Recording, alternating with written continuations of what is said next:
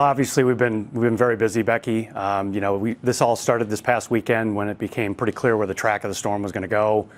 We began working with all of our channel partners, retailers, Home Depot, Lowe's, and others about getting as much product in the area as we possibly could ahead of the storm. And obviously, that starts to get pretty logistically challenging. The closer you get, they start reversing the highways. So we really had the last 48 hours have just been a mad scramble to get as much product there as we can. Aaron, this one seems a little different than other hurricanes that we've seen in the past, just in terms of how many people are being told to evacuate. When somebody's evacuating, maybe they're not looking for generators with quite the same intensity. Maybe it's something they want after the fact. Has that been a picture that you've seen?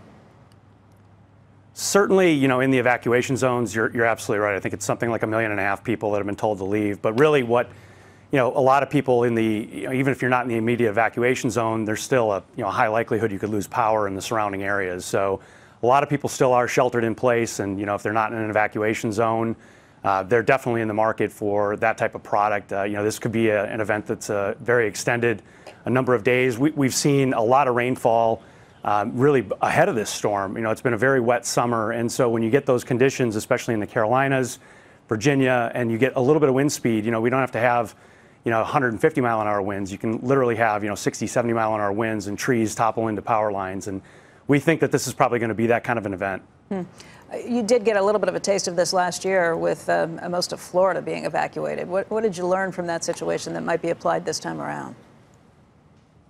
Yeah, Florida was, that was Irma last year, and it had been 10 years since there had been a storm down there. So there were a lot of people down there that hadn't been through that type of event in the past, and so I think it was a learning experience for people who live there, as well as maybe the retailers and manufacturers like ourselves that hadn't had to go through that in a while.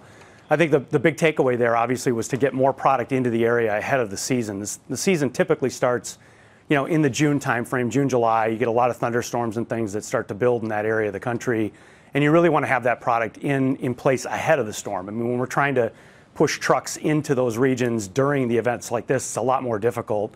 So having that product in warehouses, distribution centers, and in retailers' hands ahead of the product is really important.